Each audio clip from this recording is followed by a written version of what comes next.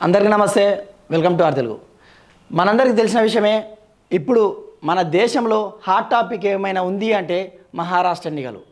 అది November 20 polling ఉంది, 23కు results ఉన్నాయి. అయితే ఈ ఎన్నికల్లో ఎవరు గెలవబోతున్నారు, ఏ పార్టీ గెలవబోతుంది, అసలు ఏ ఏ పార్టీలు నిల్చున్నాయి అనే అంశం గురించి మాట్లాడుకుంటే, స్క్రీన్ పైన అయితే మహాయుతి మహావికాస్ అఘాడీ ఉన్నా కూడా బీజేపీ వర్సెస్ కాంగ్రెస్ అనేది మనం చెప్పుకోవచ్చు. కాకపోతే అక్కడ నేషనల్ పార్టీల హావా కొనసాగదు కాబట్టి అక్కడ ఉన్న ప్రాంతీయ పార్టీల కూటములతోటి రెండు వర్గపోరు నడుస్తుంది. అదే మేజర్గా అంటే దాదాపుగా ఈ వీడియో చూస్తున్న సాధారణ ప్రేక్షకులకు కూడా అర్థమయ్యే విధంగా చిన్నగా వివరణ చేసే ఒక ప్రయత్నం చేస్తా. దయచేసి ఈ ఫుల్ వీడియో చూడండి. మహాయుతి వర్సెస్ మహావికాస్ అఘాడీ, ఈ రెండు కూటములు ఉన్నాయి. ఇవి ఎట్లా అంటే ఇవి పార్టీల పేరు కాదు. సెంట్రల్ ఎట్లయితే ఇండియా కూటమిలు ఉంటాయో అట్లా మహారాష్ట్రలో మహాయుతి మహావికాస్ అఘాడీ ఎంఏ ఉన్నాయి. అదే ఈ మహాయుతిలో ఏమేమి అలవెన్స్ ఉన్నాయి అనేది చూద్దాం ఒకసారి. బీజేపీ, శివసేన, అదేవిధంగా national Congress of party NCP. ఇక్కడ చూసినట్లయితే మహావికాస్ అఘాడీలో కాంగ్రెస్ అంటే మేజర్ పార్టీ కాంగ్రెస్, తర్వాత శివసేన, తర్వాత ఎన్సిపి నేషనల్ కాంగ్రెస్ పార్టీ.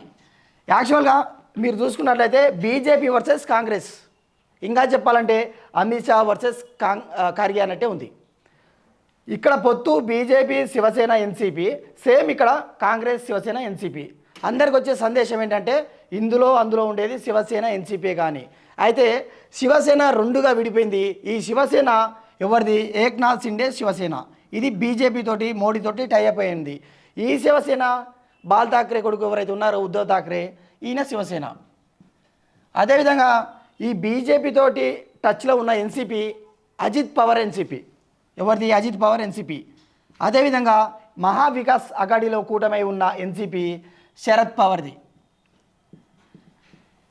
ఇవి ప్రధానంగా ఉన్న పార్టీలు బీజేపీ, శివసేన, ఎన్సిపి. గతంలో చూసుకున్నట్లయితే 2019లో ఈ మహాయుతే గెలిచింది. అప్పుడు ఏమైంది? మన ఉద్ధవ్ ఠాక్రే నుంచి ఏక్నాథ్ షిండే పార్టీని లాక్కొని సీఎం చైర్ని అంటే 40 నుంచి 50 మంది ఎమ్మెల్యేలను ఒక హోటల్కి తీసుకెళ్ళి వాళ్ళతోటి అసమ్మతి తీసుకొచ్చి ఎవరైతే ఉద్ధవ్ ఠాక్రే సీటు ఈయన లాక్కోవడం జరిగింది. ఇది గత ఎన్నికలు, మహారాష్ట్ర ఎన్నికలు ఒక సంచలనం భారతదేశ వ్యాప్తంగా. ఇప్పుడు ఈ ప్రధాన పార్టీలో ఎవరెవరు గెలుస్తారనుకుంటే ఇక్కడ 10 హామీలు ఇచ్చింది. మహాయుతి మేనిఫెస్టోను కేంద్ర మంత్రి అమిత్ షా రిలీజ్ చేశారు. అదేవిధంగా మహావికాస్ అఘాడీ ఏదైతే మేనిఫెస్టో ఉందో దీన్ని ఖర్గే గారు రిలీజ్ చేయడం జరిగింది. ఇక్కడ వీళ్ళు ఒక 10 హామీలు ఇస్తే 10 హామీలు కూడా చాలా ప్రాంప్ట్గా, అదేవిధంగా అంటే ఒక ఉమెన్స్కు అంటే ఎట్లా అంటే ఫర్ మంత్ 1500 మహిళలకు ఇచ్చే విధంగా మన దగ్గర గృహలక్ష్మి అని పెట్టారు కదా, ఆ విధంగా ఇచ్చారు. ఇక్కడ మాత్రం కేవలం 5 గ్యారెంటీల పథకాలతోటే పోయినారు. ఒక సక్సెస్ మంత్రం ఏం నేర్చుకున్నారు అంటే కాంగ్రెస్ పార్టీ అధిష్టానం గతంలో కర్ణాటక, ఆ తర్వాత కర్ణాటకలో 5 గ్యారెంటీలు, తెలంగాణలో 6 గ్యారెంటీలు, ఇప్పుడు మహారాష్ట్రలో 5 గ్యారెంటీల అనే ఒక నినాదంతో ముందుకెళ్తుంది. ఏ విధంగా కర్ణాటక, తెలంగాణలో సక్సెస్ అయిందో మహారాష్ట్రలో కూడా సక్సెస్ కావాలని కోరుకుంటున్నారు. కానీ వాళ్ళు మహారాష్ట్ర ప్రజలు ఆల్రెడీ తెలంగాణ గురించి చూస్తున్నారు, అదేవిధంగా కర్ణాటక గురించి చూస్తున్నారు. ఒక ఫ్రీ బస్ తర్వాత తప్ప ఏది కూడా సంపూర్ణంగా అమలు కాలేదు అని ఒక చాలా వ్యతిరేకత అయితే కాంగ్రెస్ పార్టీ పైన ఉంది. కానీ అక్కడ ఉన్న ఈ శివసేన ఎన్సిపి అంటే ఇక్కడ శరద్ పవార్ కానీ ఉద్ధవ్ ఠాక్రే గారి ముఖాలు చూస్తే ఓట్లు ఇస్తారేమో తప్ప కాంగ్రెస్కి వేసే అవకాశం లేదని ఒకటి ఉంది. ఇదే విధంగా బీజేపీ చూస్తే ఇక్కడ ఏక్నాథ్ షిండే అజిత్ పవార్ని చూసేస్తారేమో. కానీ బీజేపీలో ఒక మతతత్వ పార్టీ అనేది అక్కడ జోరుగా ప్రచారం సాగుతుంది. అయితే ఏక్నాథ్ షిండే అంటే పేరుకే శివసేన కానీ కంప్లీట్గా అయిన బీజేపీ వ్యక్తి.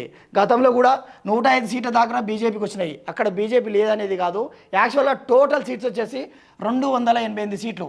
ఇక్కడ ఏ ఒక్క పార్టీ కూడా అంటే బీజేపీ కానీ కాంగ్రెస్ కానీ ఇది 145 మ్యాజిక్ ఫిగర్ దాటే అంత సీన్ లేదు. కాబట్టి అప్పుడు వీళ్ళందరితోటి టైఅప్ అయ్యారు. అందులో వాళ్ళకు కొంచెం ప్రాంతీయ అభిమానం ఎక్కువ. మనం చూస్తుంటాం సౌత్లో చాలా వరకు ప్రాంతీయ, అదేవిధంగా భాష అభిమానాలు ఉంటాయి. అందుకే కాబట్టి వాళ్ళు ఈ కూటమిలాగా ఏర్పడ్డారు. మరి వీళ్ళు ఇచ్చిన సర్వేల ప్రకారం చూస్తుంటే చాలా ఛానల్స్ బీబీసీ లాంటి ఛానల్స్ ఇచ్చిన సర్వే ప్రకారం మహాయుతి అంటే బీజేపీ లీడ్ చేయనుంది అనేది చెప్తుంది. చాలా సర్వేలు మాత్రం మహావికాస్ అఘాడీ రాదు, మళ్ళీ ఇది ఓటమి పాలయ్యే అవకాశాలు ఉన్నాయని చెప్తున్నారు. అయితే ఇక్కడ మన తెలుగు రాష్ట్రాల్లో చూసుకుంటే ఎవరు కాంగ్రెస్ వస్తే పక్కా రేవంత్ రెడ్డి, బీజేపీ వస్తే బండి సంజయ్, అక్కడ వైఎస్ఆర్ వస్తే జగన్మోహన్ రెడ్డి, అదేవిధంగా టీడీపీ వస్తే చంద్రబాబు నాయుడు, జనసేన వస్తే పవన్ కళ్యాణ్. ప్రతి దానికి ఒక లీడర్ ఉంటారు. ఇక్కడ మహాయుతి వస్తే వీళ్ళు ఎవరు సీఎంగా అవుతారు? ఇక్కడ ఒకవేళ మహాయుతి రూలింగ్కి వస్తే ఎవరు సీఎం అవుతారనేది పెద్ద. అదేవిధంగా మహావికాస్ అఘాడీలో కూడా ఒకవేళ రూలింగ్కి వస్తే ఎవరు సీఎం అవుతారనేదే వాళ్ళకే తెలియదు. ఇక్కడ బీజేపీలో మన దేవేంద్ర ఫడ్నవీస్ ఉండు, అదేవిధంగా ఏక్నాథ్ సిండే ఉండు, అజిత్ పవార్ ఉన్నారు. ఇలా ముగ్గురు కొట్టుకుకొస్తున్నారు. అదేవిధంగా ఇటుపక్క ఉద్ధవ్ ఠాక్రే, ఇటుపక్క శరద్ పవార్, ఇటుపక్క నానా పాటేలు. ఈ విధంగా చూసుకున్నట్లయితే అంటే కనీసం సీఎం ఎవరయ్యే అవకాశాలు కూడా తెలియదు. అంటే నేను చెప్పినది ఒకటేసారి చూసుకుంటే ఈ మహారాష్ట్ర ఎన్నికల మహాసంగ్రామం ఇప్పుడు మన తెలుగు స్టార్స్ తెలుగు పొలిటీషియన్స్ కూడా పోయి అక్కడ ప్రచారం చేయడం జరుగుతుంది. నవంబర్ 20కి ఎలక్షన్స్, నవంబర్ 23కు రిజల్ట్స్. ఇండా రెండు మధ్యలో వర్గపూర్ నడుస్తుంది. ఒకటి మహాయుతి, ఒకటి మహావికాస్ అఘాడీ.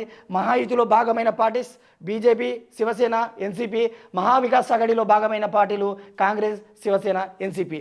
అయితే ఈ వీడియో ద్వారా చాలామందికి మహారాష్ట్ర ఎలక్షన్స్ గురించి కొంచెమైనా అవగాహన వస్తుంది అనుకుంటున్నాను. అదేవిధంగా మీరేమనుకుంటున్నారు? మహారాష్ట్రలో ఏ జెండా ఎగరబోతుంది? కామెంట్ రూపంలో తెలియజేయండి. అదేవిధంగా ఇంకా మన ఛానల్ ఎవరైనా సబ్స్క్రైబ్ చేసుకోకుంటే దయచేసి సబ్స్క్రైబ్ చేసుకోండి. Thank you for watching R Telugu.